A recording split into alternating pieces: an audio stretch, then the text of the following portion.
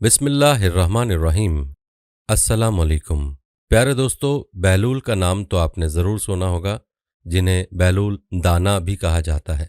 आप पाँचवें अब्बासी खलीफा हारून रशीद के दौर सन मार्च 766 से मार्च 809 में एक फ़िलासफ़र, वली कामिल और तारिकुद्दुनिया दरवेश के तौर पर पहचाने जाते थे। उनका कोई घर या ठिकाना नहीं था। शहर में नंगे पांव फिरते और जिस जगह थक जाते वहीं डेरा डाल देते। बाज़ लोगों ने उन्हें मजजूब भी लिखा है, क्योंकि वो इश्क़े इलाही में गुम और इर्द गिर्द के माहौल से बेखबर होते थे। बहुत कम लोगों की तरफ इल्तफ़ात करते, लेकिन जब कभी अवामुन्नास की तरफ मुंह करते तो हिकमत व दानाई की बहुत ही अजीब व गरीब बातें करते। दोस्तों, कूफा में पैदा होने वाले बहलूल का असल नाम वहब बिन उम्र और ताल्लुक अरब कबीले बनु अमान से था।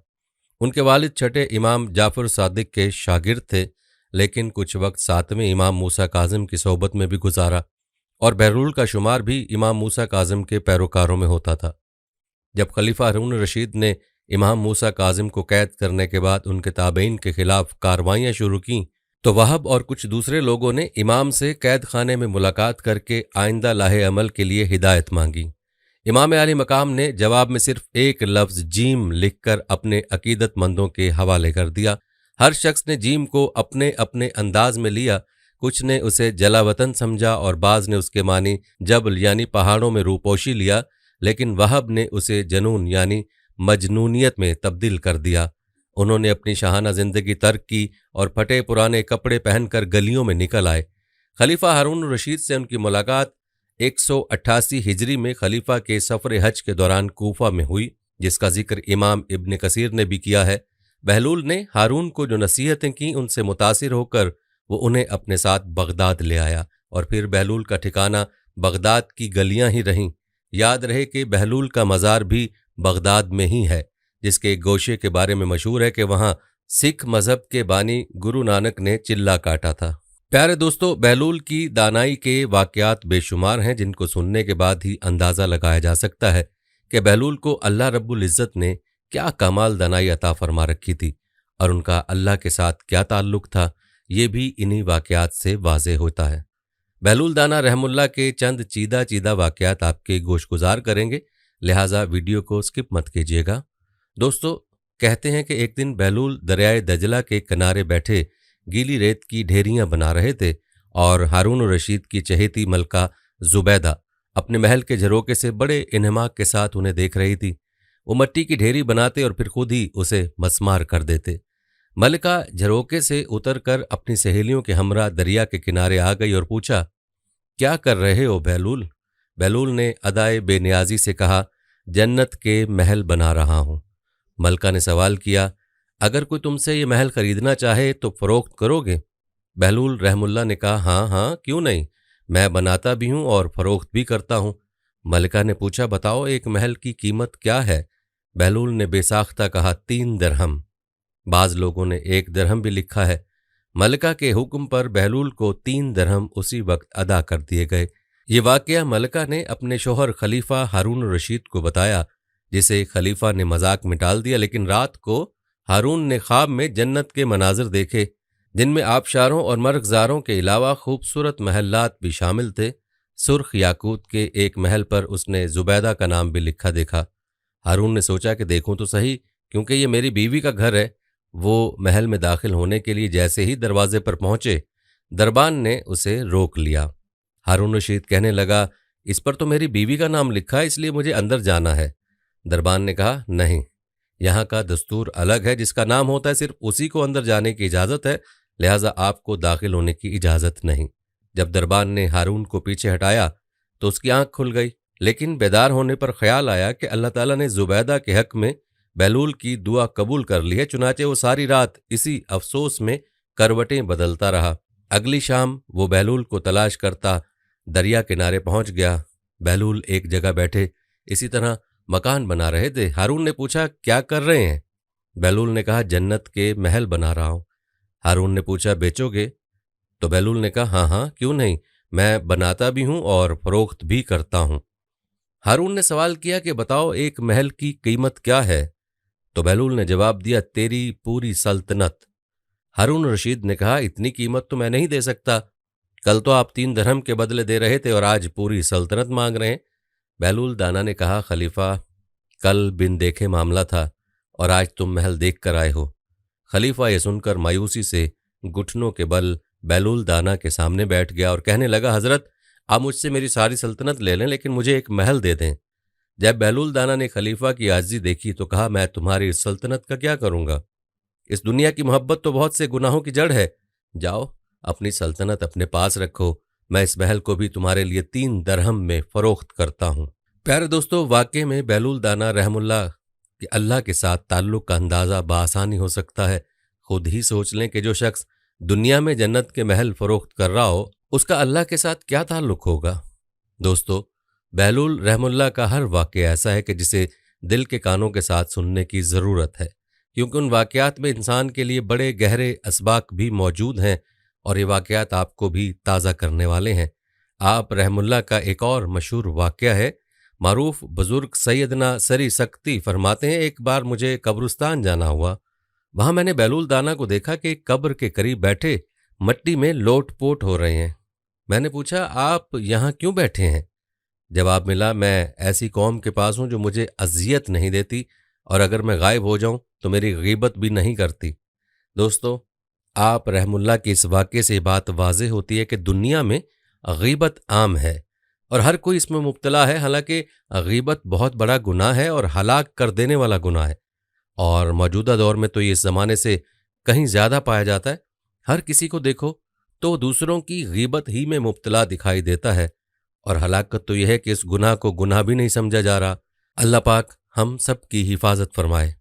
दोस्तों, कहते हैं एक दिन बहलूल बाजार में बैठे थे कि किसी शख्स ने पूछा, बहलूल क्या कर रहे हो? तो बहलूल ने कहा कि बंदों की अल्लाह से सुलह करा रहा हूं। उस शख्स ने कहा कि फिर क्या बना? बहलूल ने कहा कि अल्लाह तो मान रहा है लेकिन बंदे नहीं मान रहे।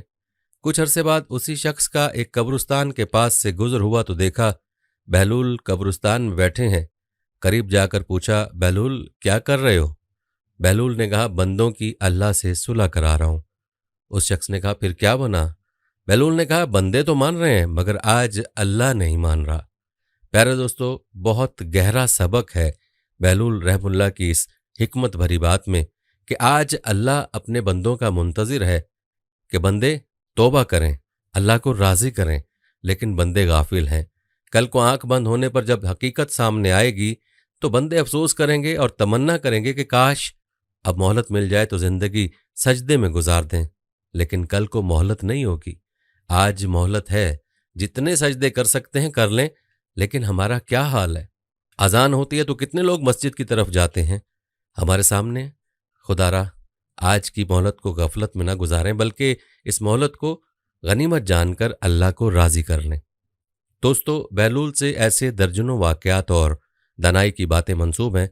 कुछ लोग उन बातों और वाक़यात को किताबी बातें कहते हैं, जबकि बाज़ उसे रूहानियत की मिराज मानते हैं। लेकिन ये तय है कि जो बहलूल दाना कह गए वो पत्थर पर लकीर है और उनकी हर बात में गहराई देखने को मिलती है।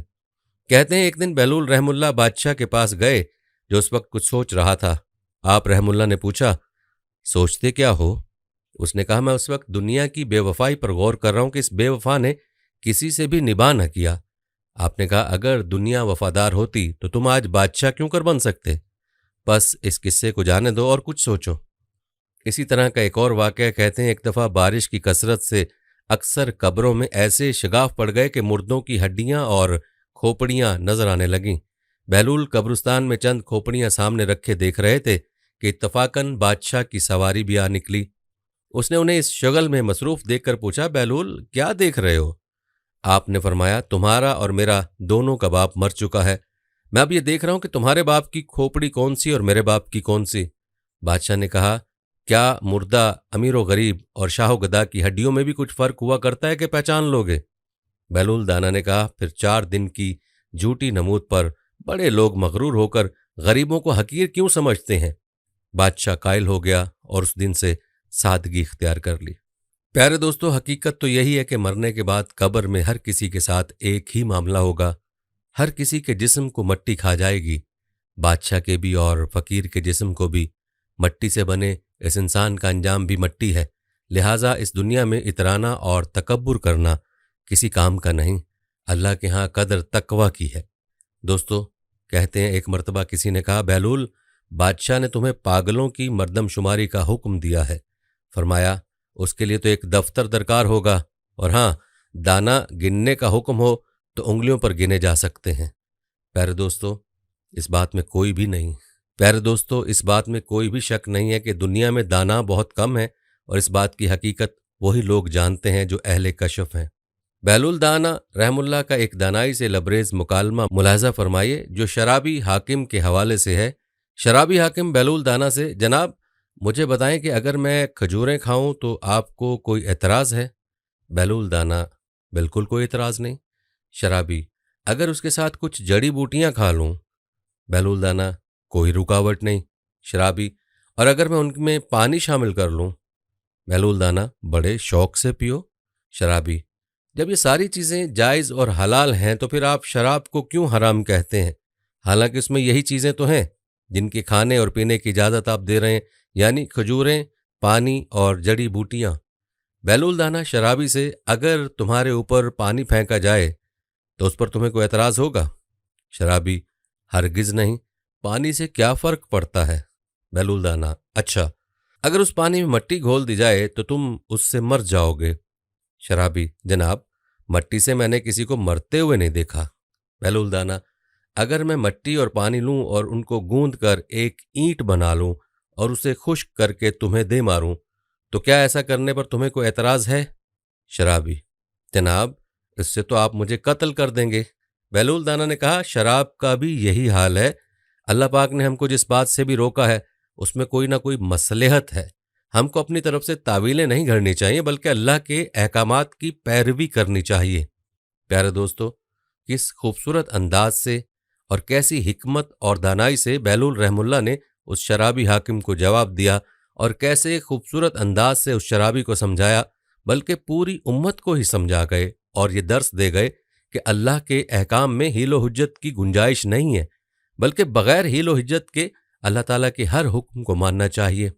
प्यारे दोस्तों, बादशाह हारून रशीद और बहलूल के हवाले से एक किस्सा यूं नकल किया गया है। कहते हैं कि हारून रशीद की दिल्ली तमन्ना रहती थी कि हज़रत बहलूल दाना रहमुल्लाह उससे मुलाकात करें, लेकिन आप रहमुल्लाह कभी कभी उनके दरबार में तशरीफ़ ले जाते।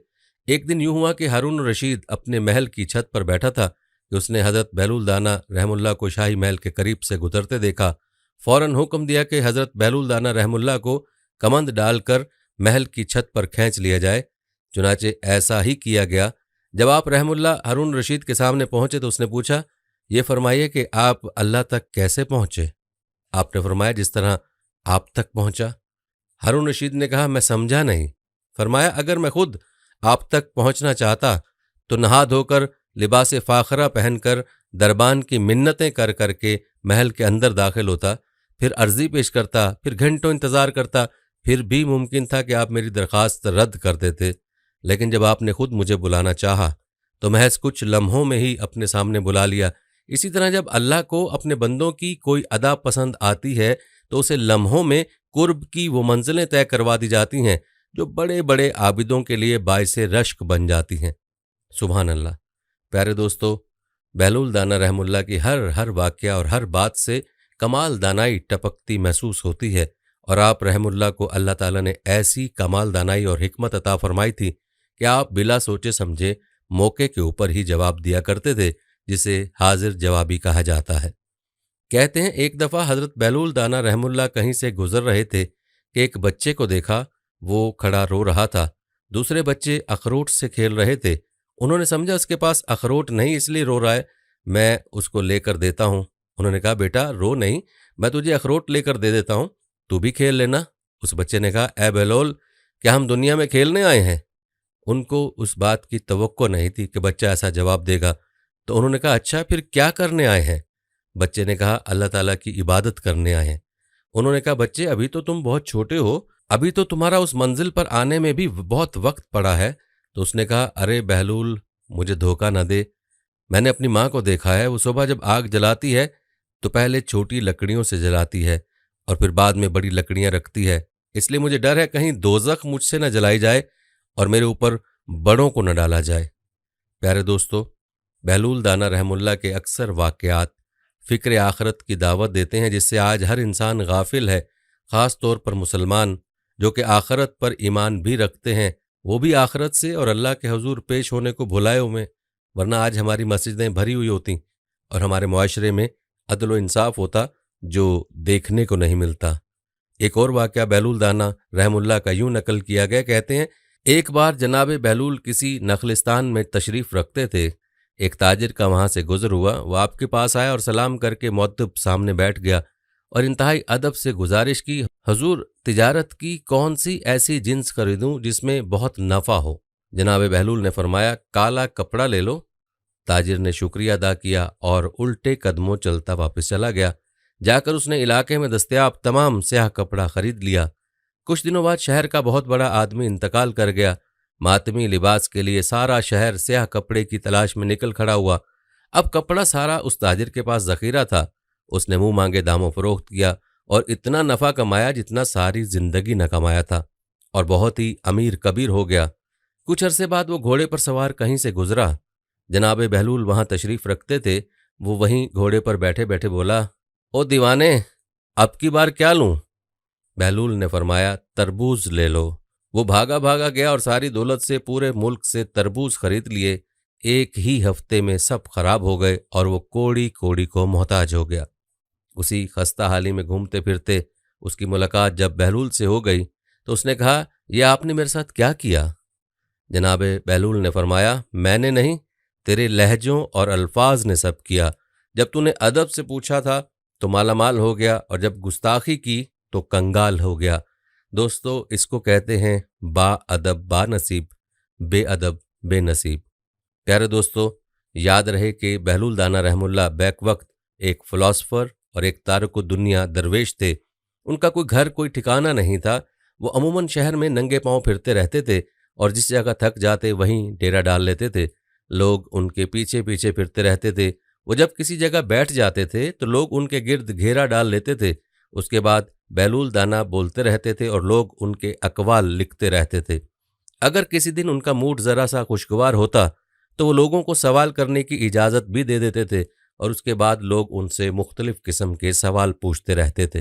हारून रशीद भी उनका बहुत बड़ा फ़ैन था। जब कभी बहलूल दाना रहमतुल्लाह का मूड ज़रा सा बेहतर होता था तो वो भी उनकी महफिल में शरीक हो जाता था। एक दिन बहलूल दाना महल के पास आ गए। हारून रशीद को इतला मिली तो उनके पास हाजिर हो गया। बहलूल रहमुल्लाह ने हारून रशीद की तरफ देखा और गुस्से से पूछा, हाँ बताओ क्या मसला है? हारून रशीद ने कहा, हजूर, जब अल्लाह ताला किसी हुक्मरान से खुश होता है तो उसको क्या तोहफा देता है? बहलूल दाना रहमुल्लाह ने गौर से उसकी तरफ देखा और बोले, अल्लाह उसे दुरुस्त और बरवक्त फैसले की कुव्वत देता है। हारून रशीद ने पूछा, और अगर अल्लाह किसी हुक्मरान से नाराज़ हो जाए तो उससे कौन सी चीज़ छीन लेता है? बहलूल दाना रहमुल्लाह ने चंद लम्हे सोचा और हंस के बोले, फैसला करने की कुव्वत। हारून रशीद ने फिर पूछा, हजूर, बादशाह को कैसे पता चलेगा कि अल्लाह उससे खुश है या नाराज़? इस सवाल पर बहलूल दाना चंद लम्हे खामोश रहे, आसमान की तरफ नज़रें उठाईं और हल्की सी मुस्कुराहट के साथ बोले, हारून रशीद, जब अल्लाह ताला किसी से खुश होता है तो उसको इज्जत और मर्तबे से नवाजता है, लेकिन जब अल्लाह किसी से नाराज़ होता है तो उस शख्स को नफ़रत की अलामत बना देता है। खल्क़े खुदा उससे पनाह मांगने लगती है और उसकी ज़िंदगी इबरत का निशान बन जाती है। हारून रशीद के माथे की शिकनें गहरी हो गईं। उसने एक लंबी आह भरी। उसके बाद बहलूल रहमुल्लाह से अर्ज़ किया, और हजूर, जब अल्लाह किसी बादशाह से नाराज़ हो जाए तो उसका अंजाम क्या होता है? बहलूल दाना ने गौर से हारून रशीद की तरफ देखा, फिर मुस्कुराए और बोले, हारून, जब कोई शख्स कुदरत के अंजाम का शिकार होता है तो दर दर की ठोकरें उसका मुकद्दर बन जाती हैं। वो सोने में हाथ डालता है तो रेत उसकी मुट्ठी में आती है। वो अपने तईं अच्छा फैसला करना चाहता है, लेकिन कुदरत उसे बेइज्जत कर देती है। उसके अपने भी पराये हो जाते हैं और वो अपनी ज़िंदगी से तंग आकर अपना गला खुद ही घोंट देता है। प्यारे दोस्तों, बादशाह तो बादशाह, अल्लाह वाले भी बहलूल रहमुल्लाह के मकाम व मर्तबा से वाकिफ़ थे और उनकी तलाश फरमाते हैं। जुनैद बगदादी रहमुल्लाह और बहलूल दाना को एक वाक़या यूं है। कहते हैं, एक बार शेख जुनैद बगदादी सफ़र के इरादे से बगदाद रवाना हुए। हज़रत शेख के कुछ मुरीद साथ थे। शेख ने मुरीदों से पूछा, तुम लोगों को बहलूल का हाल मालूम है? लोगों ने कहा, हज़रत, वो तो एक दीवाना है, आप उससे मिलकर क्या करेंगे? शेख ने जवाब दिया, जरा बहलूल को तलाश करो, मुझे उससे काम है। मुरीदों ने शेख के हुक्म की तामील अपने लिए सादत समझी। थोड़ी जुस्तजू के बाद एक सहरा में बहलूल को ढूंढ निकाला और शेख को अपने साथ लेकर वहां पहुंचे। शेख बहलूल के सामने गए तो देखा कि बहलूल सर के नीचे एक ईंट रखे हुए दराज हैं। शेख ने सलाम किया तो बहलूल ने जवाब देकर पूछा, तुम कौन हो? मैं हूं जुनैद बगदादी। तो ए अबुल कासिम, तुम ही वो शेख बगदादी हो जो लोगों को बुजुर्गों की बातें सिखाते हो? जी हाँ, कोशिश तो करता हूं। अच्छा, तो तुम अपने खाने का तरीका तो जानते ही होगे। क्यों नहीं, बिस्मिल्लाह पढ़ता हूं और अपने सामने की चीज खाता हूं। छोटा नवाला बनाता हूं, आहिस्ता आहिस्ता चबाता हूं, दूसरों के निवालों पर नजर नहीं डालता और खाना खाते वक्त अल्लाह की याद से गाफिल नहीं होता। फिर दोबारा कहा, जो लुकमा भी खाता हूं अल्हम्दुलिल्लाह कहता हूं। खाना शुरू करने से पहले हाथ धोता हूं और फारिग होने के बाद भी हाथ धोता हूं। ये सुनकर बहलूल उठ खड़े हुए और अपना दामन शेख जुनैद की तरफ झटक दिया। फिर उनसे कहा, तुम इंसानों के पीर और मुर्शद बनना चाहते हो और हाल यह है कि अब तक खाने पीने का तरीका भी नहीं जानते। ये कहकर बहलूल ने अपना रास्ता लिया। शेख के मुरीदों ने कहा, या हजरत, ये शख्स तो दीवाना है। हाँ, दीवाना तो है, मगर अपने काम के लिए होशियारों के भी कान काटता है। उससे सच्ची बात सुनना चाहिए। आओ उसके पीछे चलें, मुझे उससे काम है। बहलूल एक वीराने में पहुंचकर एक जगह बैठ गए। शेख बगदादी उसके पास पहुंचे तो उन्होंने शेख से फिर ये सवाल किया, कौन हो तुम? मैं हूं बगदादी शेख, जो खाना खाने का तरीका नहीं जानता। बहलूल ने कहा, खैर, तुम खाना खाने के आदाब से नावाकिफ हो तो गुफ्तगू का तरीका जानते ही होगे। शेख ने जवाब दिया, जी हाँ, जानता तो हूं। तो बताओ किस तरह बात करते हो? मैं हर बात एक अंदाजे के मुताबिक करता हूं, बेमौका और बेहिसाब नहीं बोले जाता।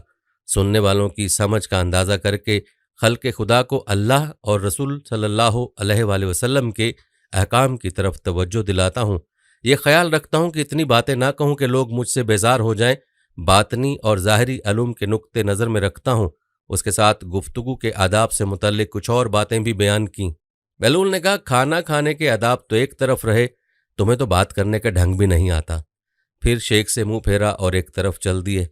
मुरीदों से खामोश न रहा गया। उन्होंने कहा, या हजरत, ये शख्स तो दीवाना है, आप दीवाने से भला क्या तवक्को रखते हैं? भाई, मुझे तो इससे काम है, तुम लोग नहीं समझते। उसके बाद शेख ने फिर बहलूल का पीछा किया। बहलूल ने मुड़कर देखा और कहा, तुम्हें खाना खाने और बात करने के आदाब नहीं मालूम? सोने का तरीका तो तुम्हें मालूम ही होगा। शेख ने कहा, जी हाँ, मालूम है। अच्छा, बताओ तुम किस तरह सोते हो? जब मैं इशा की नमाज और दरूद व वज़ाइफ से फारिग होता हूँ तो सोने के कमरे में चला जाता हूँ। ये कहकर शेख ने सोने के वो आदाब बयान किए जो उन्हें बुजुर्गान दिन की तालीम से हासिल हुए थे। बहलूल ने कहा, मालूम हुआ कि तुम सोने के आदाब भी नहीं जानते। ये कहकर बहलूल ने जाना चाहा तो हज़रत जुनैद बगदादी ने उनका दामन पकड़ लिया और कहा, ए हज़रत, मैं नहीं जानता, अल्लाह के वास्ते तुम मुझे सिखा दो। कुछ देर बहलूल ने कहा, मियाँ, ये जितनी बातें तुमने कहीं सब बात की चीज़ें हैं, असल बात मुझसे सुनो। खाने का असल तरीका यह है कि सबसे पहले हलाल की रोज़ी होनी चाहिए। अगर ग़िज़ा में हराम की आमेज़िश यानी मिलावट हो जाए तो जो आदाब तुमने बयान किए उनके बरतने से कोई फ़ायदा ना होगा और दिल रोशन होने की बजाय और तारीख हो जाएगा।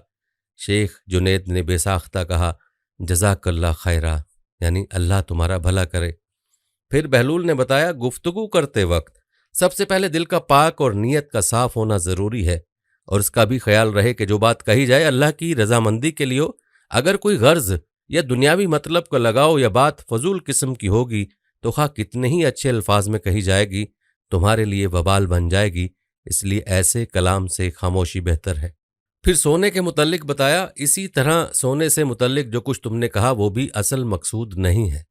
असल बात यह है कि जब तुम सोने लगो तो तुम्हारा दिल बुग़्ज़, कीना और हसद से खाली हो, तुम्हारे दिल में दुनिया और माले दुनिया की मोहब्बत ना हो और नींद आने तक अल्लाह के जिक्र में मशगूल रहो। बहलूल की बात ख़त्म होते ही हज़रत जुनैद बगदादी ने उनके हाथों को बोसा दिया और उनके लिए दुआ की। शेख जुनैद के मुरीद ये मंजर देखकर हैरान रह गए।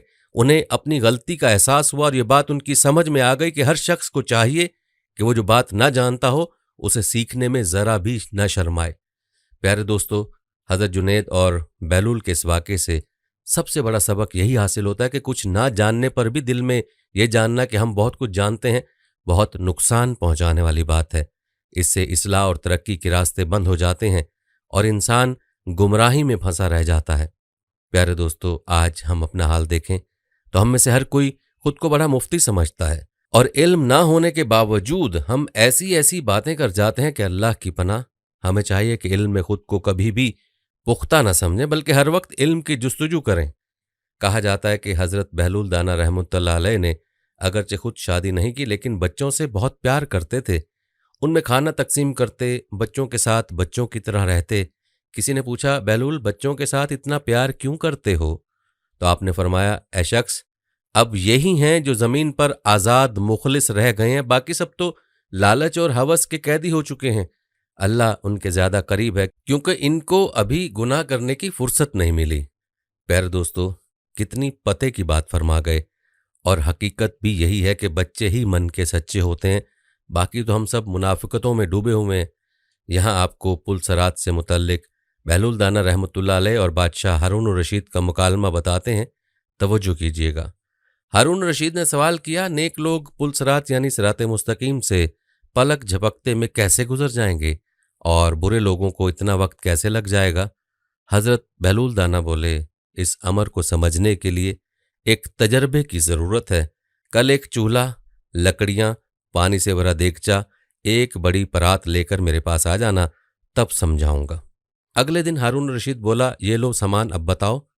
हजरत बहलूल दाना ने फरमाया, आग जलाकर पानी को इतना गर्म करो कि उबलने लगे। पानी उबलने लगा तो बहलूल दाना रहमतुल्लाह अलैह ने पानी परात में डाला और अपने जूते उतार कर हारून रशीद से कहा, अपने जूते उतार दो। उसने जूते उतार दिए। फिर बहलूल दाना रहमतुल्लाह अलैह ने फरमाया कि जब मैं उस पानी में खड़ा हो जाऊं तो मुझसे मेरे आज के अमाल के बारे में पूछना कि मैंने क्या खाया, क्या किया। हारून रशीद ने कहा, ठीक है। बहलूल दाना रहमतुल्लाह अलैह गर्म पानी में खड़े हो गए। हारून रशीद ने पूछा, आज तुमने क्या खाया? बहलूल दाना इत्मीनान से बोले, मैंने सूखी रोटी से सहरी करके रोज़ा रखा और अल्लाह का शुक्र अदा किया। फिर बहलूल दाना रहमतुल्लाह अलैह पानी से बाहर आए और हारून रशीद से कहा, पानी में खड़े हो जाओ। वो गर्म पानी में दाखिल हुए ही थे कि पांव जलने लगे और दौड़ कर निकल आए। बहलूल दाना कहते हैं, भाग क्यों दिए? हारून रशीद बोला, मैं इस खोलते हुए पानी में क्या बताऊं? मैं तो दिन में 70 खाने दस्तरखान पर सजा कर खाता हूं। एक लम्हे में पांव जल गए, 70 के नाम कैसे लूं? बहलूल दाना बोले, बस ऐसे ही नेक लोग अपना हिसाब देकर निकल जाएंगे और 70 खाने खाने वाले फंस जाएंगे। तो बस इतना ही खाओ जितने का हिसाब दे सको। प्यारे दोस्तों, ये है कमाल दानाई बहलूल रहमुल्लाह की कि हर बात को इस अंदाज में समझाते कि बात बिल्कुल वाज़ेह हो जाती थी। आज हमें भी सोचने की ज़रूरत है कि क्या हमने कभी सोचा है कि पुलसरात पर हमारा क्या बनेगा? दोस्तों, बहलूल दाना की दानाई का एक वाक़या यूं भी नकल किया गया है। कहते हैं, एक सयाह के बारे में मशहूर था कि उसने घाट घाट का पानी पी रखा है। मुल्कों मुल्कों सफ़र के दौरान वो वहाँ के ज़हीन और काबिल लोगों की सोबत में रहा है और बड़ा फैज़ उठाया है। और अब जिस मुल्क में रह रहा है वहाँ भी बड़े बड़े आलिम उसका सामना करने और उससे किसी मौजू पर गुफ्तगू करने से कुतराते हैं, क्योंकि वो इस जैसा इल्म नहीं रखते। उस सयाह की शोहरत उस मुल्क के बादशाह के कानों तक भी पहुंची जहां वो उन दिनों क़याम पजीर था। बादशाह ने सोचा, क्यों ना वो अपने दरबारियों की जहानत का इम्तिहान ले। उसने खामोशी से सयाह को अपने दरबार में तलब किया। उसका इल्म वजीरों मुशीरों का न था। बादशाह ने सयाह को दरबार में पाया तो सबसे उसका तारुफ करवाया और वजीरों और मशीरों की जहानत का इम्तिहान लेने की गर्ज से कहा कि वो दरबार के उमरा और मुअज़्ज़िज़ीन से कुछ सवालात करे, लेकिन कोई भी सयाह को दुरुस्त जवाब ना दे सका। बादशाह अपने वजीरों और मशीरों की नालायकी पर बहुत शर्मिंदा हुआ। उसने सयाह को रुखसत करने के बाद दरबारियों पर गुस्सा करते हुए कहा कि तुम सब लोग मेरे लिए बाइस शर्मिंदगी हो। आज उस सयाह ने तुम सबको आजिज कर दिया। यूं मालूम होता है कि तुम उसके मुकाबले में किसी मदरसे के कोई बच्चे हो। क्या तुम या कोई भी ऐसा आलिम फाजिल इस मुल्क में नहीं है जो उस शख्स के इल्म का जवाब दे सके? दरबारियों ने शर्म से अपने सर झुका लिए। किसी के पास अपनी सफाई में कहने को कुछ नहीं था। इस दौरान बादशाह का गुस्सा मजीद शिद्दत इख्तियार कर गया। उसने हुक्म दिया, कल उस सयाह को दोबारा दरबार में हाजिर किया जाए और अगर कल तक तुम लोगों ने उसके सवालों के जवाब न दिए तो मैं तुम सब लोगों की दौलत उस सयाह को दे दूंगा इससे कबल दरबार में हजरत बहलूल दाना भी हुआ करते थे, मगर दरबारियों ने उन्हें साजिशें करके वहां से निकलवा दिया था। बादशाह की बात सुनकर दरबारियों में तो खुलबली मच गई। उनकी परेशानी का कोई ठिकाना न रहा। सब एक जगह जमा होकर सोचने लगे कि बादशाह के गुस्से से कैसे बचा जा सकता है। आखिर एक शख्स खुशी से बोला, दोस्तों, इस मुश्किल का हल करने के लिए हमारे पास बहलूल दाना मौजूद हैं। मुझे यकीन है कि वो हमारी खताएं भूलकर और तमाम रंजिशें खत्म करके हमारी इज्जत की खातिर उस सयाह का सामना करेगा और उसे लाजवाब कर देगा। ये सुनकर बाकी सब लोगों की जान में जान आई। सब लोग मिलकर बहलूल के पास पहुंचे और उससे माफी चाहते हुए सारा माजरा सुना दिया। बहलूल दाना ने उन्हें तसल्ली दी और कहा कि मैं कल दरबार में जरूर आऊंगा। अगले रोज दरबार आरास्ता हुआ। वजीर, मुशीर सब कुर्सियों पर बैठे हुए थे। बादशाह भी अपने तख्त पर बैठ चुका था। सयाह को भी एक कुर्सी पेश कर दी गई। बादशाह ने अहले दरबार पर नजर डाली और पूछा, कौन है जो इस सयाह के सवालों के जवाब देगा। अहले दरबार ने आंखों ही आंखों में एक दूसरे से सवाल किया कि बहलूल का नाम आखिर किस तरह लें, कहीं उसका नाम बादशाह को गुस्सा न दिला दे। उस वक्त बहलूल की आवाज गूंजी, ये दीवाना हाजिर है, मैं उस सयाह के सवालों का जवाब दूंगा। बादशाह ने इजाजत दे दी। सयाह ने बहलूल की तरफ बड़ी हैरत से देखा और फिर बोला, क्या मैं आपसे सवाल करूं? जी हाँ, क्यों नहीं, बहलूल ने जवाब दिया। सयाह उठा और अपनी छड़ी से जमीन पर एक दायरा खींच दिया। बहलूल ने फौरन ही उठकर अपने असा से उस दायरे के दरमियान एक लकीर खींचकर 2 हिस्सों में तकसीम कर दिया। सयाह के चेहरे पर मुस्कुराहट आई और उसने एक और दायरा खींच दिया। बहलूल ने उस मर्तबा दायरे को 4 हिस्सों में बांट दिया और एक हिस्से पर अपनी छड़ी रखकर खटखटाई। सयाह ने कतरे हैरत से उसकी जानिब देखा और जमीन पर अपना हाथ उल्टी हालत में रखकर उंगलियां आसमान की तरफ उठा दी। बहलूल ने उठकर अपना हाथ जमीन पर इस तरह रखा कि उसके हाथ की पुश्त ऊपर यानी आसमान की तरफ थी। सयाह अपनी नशिस्त पर वापस आ बैठा और तौसीफी लहजे में बोला, मरहबा मरहबा अलीजा, आपको बहुत मुबारक हो। आपके यहाँ एक ऐसा दानिशमंद और आलिम मौजूद है जिस पर फख्र किया जा सकता है। ऐसे शख्स की कदर करनी चाहिए। बादशाह ने हैरत से पूछा, क्या बहलूल ने तुम्हारे सवालात के जवाबात ठीक ठीक दिए? सयाह बोला, जी जनाब, इसने किसी दरसगाह से तालीम हासिल की है, जो उसके पास इतना इल्म है कि मेरे इशारों को समझकर उनका ठीक जवाब दिया। अब वो सयाह जाना ही चाहता था कि बादशाह ने उससे कहा, अगर तुम उन इशारों को जरा खोल कर बयान कर दो तो दरबार में मौजूद अहले इल्म भी महफूज हो सकेंगे और उनके इल्म में भी इजाफा हो जाएगा। क्यों नहीं बादशाह सलामत, सयाह ने कहा और चंद लम्हे रुक कर बोला कि आपने देखा, मैंने जमीन पर एक दायरा खींचा था। उस दायरे से मेरा मकसद जमीन का कुर्रा दिखाना था। आपके आलम फौरन समझ गए और उसने दायरे के 2 बराबर हिस्से करके मुझ पर जाहिर कर दिया कि मैं जमीन गोल होने पर यकीन रखता हूं और उसके इसरार और रमूज से भी वाकिफ हूं। फिर उसने एक सीधी लकीर खींची जिसने जमीन को शुमाली और जनूबी कुर्रे में बांट दिया। फिर आपने देखा कि एक और दायरा खींचा। आपके आलिम ने उसके 4 हिस्से करके मुझे समझा दिया कि 3 हिस्से पानी और 1 हिस्सा खुश्की है। और जब मैंने अपने हाथ की उंगलियों से जमीन पर उगने वाली नबातात की तरफ इशारा किया, यानी जब अपने हाथ को नीचे रखा और उंगलियां ऊपर की, तो इसका मकसद के नबातात और पौधों की तरफ इशारा करना था। तो उसके बाद बहलूल ने अपने हाथ को नीचे रखा और पुश्त आसमान की जानिब, तो बारिश और सूरज की निशानदेही की और मतलब था कि दोनों नबातात और पौधों की बढ़ोतरी में और उनकी बालिदगी में मददगार साबित होते हैं। ये कहकर सयाह ने बहलूल दाना की तरफ देखा और अकीदत से बोला, मैं एक बार फिर कहता हूं कि आपको ऐसे दानिशमंद पर फख्र होना चाहिए। ये कहकर सयाह ने दरबार से रुखसत होना चाहा तो बादशाह ने उसे रुकने को कहा और बहुत सा इनाम देकर जाने की इजाजत दे दी। उसके रुखसत होने के बाद बादशाह ने अपने दरबारियों से कहा कि इल्म कहीं से भी मिले उसे हासिल करने की कोशिश करो और अपने दरमियान मौजूद अक्लमंद और ज़हीन लोगों को इज्जत दो। आज उसी बहलूल ने तुम्हारी इज्जत और माल बचाया जिसके खिलाफ तुम लोगों ने महाज बना रखा था।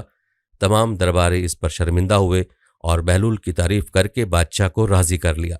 और जब बहलूल दरबार से रुखसत हो रहा था तो उमरा उसे बाहर छोड़ने आए और उम्दा नस्ल के घोड़े पर सवार करवा के मुहाफिजों की मायत में रवाना किया। दोस्तों, याद रहे कि बहलूल दाना खलीफा हारून रशीद का आपस में जबरदस्त लगाव था। कहा जाता है हारून रशीद बहलूल दाना की बातों से जराफत के मजे लिया करते थे। कभी कभी जज्ब के आलम में वो पते की बातें भी कह जाया करते थे। एक मर्तबा बहलूल मजजूब हारून रशीद के पास पहुंचे। हारून रशीद ने एक छड़ी उठाकर दी। मजाहन कहा कि बहलूल, ये छड़ी तुम्हें दे रहा हूं, जो शख्स तुम्हें अपने से ज्यादा बेवकूफ नजर आए उसे दे देना। बहलूल मजजूब ने बड़ी संजीदगी के साथ छड़ी लेकर रख ली और वापस चले आए। बात आई गई हो गई। शायद हारून रशीद भी भूल गए होंगे। अरसे के बाद हारून रशीद को सख्त बीमारी लाहक हो गई। बचने की कोई उम्मीद न थी। उत्तबा ने जवाब दे दिया। बहलूल मजजूब अयादत के लिए पहुंचे और सलाम के बाद पूछा, अमीरुल मोमिनीन क्या हाल है? अमीरुल मोमिनीन ने कहा, क्या हाल पूछते हो बहलूल, बड़ा लंबा सफ़र दरपेश है। बहलूल ने पूछा, कहाँ का सफ़र? जवाब दिया, आखरत का। बहलूल ने सादगी से पूछा, वापसी कब होगी? जवाब दिया, बहलूल तुम भी अजीब आदमी हो, भला आखरत के सफ़र से भी कोई वापस हुआ है? बहलूल ने ताज्जुब से कहा, अच्छा आप वापस नहीं आएंगे? तो आपने कितने हिफाजती दस्ते आगे रवाना किए और साथ कौन कौन जाएगा? जवाब दिया, आखरत के सफ़र में कोई साथ नहीं जाया करता, खाली हाथ जा रहा हूं। बहलूल मजजूब बोला, अच्छा तो जहां जा रहे हैं वहां रहने के लिए कुछ तैयारी की या नहीं? हारून रशीद ने जवाब दिया, नहीं, कुछ भी तो पास नहीं है, खाली दामन हूं। बहलूल मजजूब बोले, इतना लंबा सफ़र, कोई मुअय्यन व मददगार नहीं? फिर तो लीजिए। हारून रशीद की छड़ी बगल से निकाल कर कहा, ये अमानत वापस है। मुझे आपके सिवा कोई इंसान अपने से ज़्यादा बेवकूफ़ नहीं मिल सका। आप जब कभी छोटे सफ़र पर जाते थे तो हफ्तों पहले उसकी तैयारियां होती थीं। हिफाजती दस्ते आगे चलते थे, हश्म खुदम के साथ लश्कर हम रुकाब होते थे। इतने लंबे सफ़र में जिसमें वापसी भी नामुमकिन है, आपने तैयारी नहीं की। हारून रशीद ने सुना तो रो पड़े और कहा, बहलूल हम तुझे दीवाना समझा करते थे, मगर आज पता चला कि तुम्हारे जैसा कोई अक्लमंद नहीं। प्यारे दोस्तों, यहाँ हमें अपने बारे में सोचने की ज़रूरत है कि हमारा शुमार किस कैटेगरी में होता है, अक्लमंदों में या बेवकूफ़ों में। हमें सोचने की ज़रूरत है कि हमने अपने सफ़र आखरत के लिए क्या कुछ तैयार कर रखा है और सफ़र की कितनी तैयारी दिन रात में हम करते हैं। इस बात को नज़रअंदाज नहीं करना चाहिए, बल्कि हमें अपने आखरत के सफ़र की फ़िक्र हर लम्हा करनी चाहिए, क्योंकि इस दारे फ़ानी से हम किस वक्त कूच कर जाएं कोई खबर नहीं। दोस्तों, खलीफा हारून रशीद के बारे में आपको बताते चलें कि आज का कोई शख्स अब्बासी खलीफा हारून रशीद की अमारत और सरवत को नहीं पहुंच सकता। उसकी सल्तनत 3 बरे-आज़मों तक फैली हुई थी। आज के दौर के कई अमरीका उसकी मुट्ठी में थे। मुकम्मल अक्लमंदी, दानिशमंदी और हिकमत के साथ इतनी बड़ी सल्तनत पर बखैर खूबी हुकूमत करने वाला इस दुनिया से जाते हुए इस बात की तस्दीक करता है कि वह अक्लमंद नहीं बल्कि बेवकूफ़ था। कि दुनियावी सफ़र के लिए तो वह लाओ लश्कर और साजो सामान का इंतज़ाम करता रहा, लेकिन अपनी आखरत के सफ़र के लिए वह ऐसा कुछ नहीं कर सका। लिहाजा अक्लमंद और दाना वही है जो अपने सफ़र आखरत के लिए नेक अमाल का ज़ख़ीरा जमा करे। और हारून रशीद के बारे में तारीख़ बताती है कि इंतहाई नेक बादशाह था, तहज्जुद की पाबंदी करता था, अदलो इंसाफ करता था, लेकिन इसके बावजूद इस बात को तस्लीम किया कि वह अक्लमंद नहीं है, बेवकूफ़ है। लेकिन अफसोस कि आज हम मुसलमानों की सोच बदल गई है। हम अपने नबी सल्लल्लाहु अलैहि वसल्लम से मोहब्बत करने का दावा तो करते हैं, लेकिन आप सल्लल्लाहु अलैहि वसल्लम की बात की मुखालफत करते हुए हर उस शख्स को अक्लमंद समझते हैं जो बस माल कमाना और माल बनाना जानता हो, चाहे उसके लिए वो रिश्वतखोरी, बदनवानी और करप्शन ही क्यों न करे। जबकि रसूलुल्लाह सल्लल्लाहु अलैहि वसल्लम ने फरमाया है कि अक्लमंद वो है जो अपने नफ्स का मुहासबा करे और मौत के बाद की ज़िंदगी के लिए अमल करे, और आजिज़ वो है जो अपने नफ्स को ख्वाहिशों पर लगा दे, फिर अल्लाह ताला से तमन्नाएं करे। और फरमाने इलाही है, ए ईमान वालो अल्लाह से डरते रहो। और हर शख्स को देखना चाहिए कि उसने कल यानी क़यामत के लिए क्या भेजा है, और फिर अल्लाह से डरते रहो। यकीनन अल्लाह तुम्हारे अमाल से बाखबर है। प्यारे दोस्तों, यकीनन अल्लाह से डरने वाला ही रोज़ाना अपना मुहासबा करता है और अपनी आखरत के लिए नेक अमाल का ज़ख़ीरा जमा करता है और उनकी हिफाजत भी करता है। और जो ऐसा नहीं करता उसे वईद सुनाते हुए अल्लाह ताला फरमाते हैं, और उनकी तरह ना हो जाना जिन्होंने अल्लाह को भुला दिया, फिर अल्लाह ने भी उनको ऐसा कर दिया कि वो अपने आप ही को भूल गए कि वो अपनी जानों के लिए ही कुछ भलाई आगे भेज देते। यही लोग नाफरमान हैं। दोज़खी और जन्नती बराबर नहीं हो सकते, जन्नती ही बामुराद हैं। प्यारे दोस्तों, इस बात में शक नहीं कि दोज़खी और जन्नती बराबर नहीं हो सकते। ऐ अल्लाह, हमें अपने बामुराद जन्नती बंदों में शामिल फरमा ले, हमें अपने उन अक्लमंद बंदों में शामिल फरमा ले जो रोज़ाना अपना मुहासबा करते हैं और गुनाहों से तौबा करके नेक आमाल की कसरत करते हैं, ताकि कल आखिरत में तेरे सामने सुरखरू हों और तेरे जन्नत के वारिस बने। आमीन सुम्मा आमीन। दोस्तों, हमने कोशिश की है कि आपके सामने हज़रत बहलूल रहमुल्लाह की ज़िंदगी के चंद वाक़यात बयान करें, जिसमें इंसान के लिए बहुत से पैगामात और असबाक मौजूद हैं। ख़ुद भी बहलूल दाना रहमुल्लाह की इन तालीमात से इस्तिफ़ादा करने की कोशिश करें और वीडियो को सदका जारिया की नीयत से शेयर भी करें, ताकि बाकी मुसलमान बहन भाई भी इन वाक़यात को सुनकर अपनी इस्लाह की कोशिश करने वाले बन सकें। प्यारे दोस्तों, हम ये उम्मीद करते हैं कि आपको हमारी आज की वीडियो ज़रूर पसंद आई होगी। अगर आपको हमारी आज की वीडियो पसंद आई है तो सबसे पहले तो इसको लाइक करें और अपनी राय का इज़हार कमेंट सेक्शन में लाजमी करें।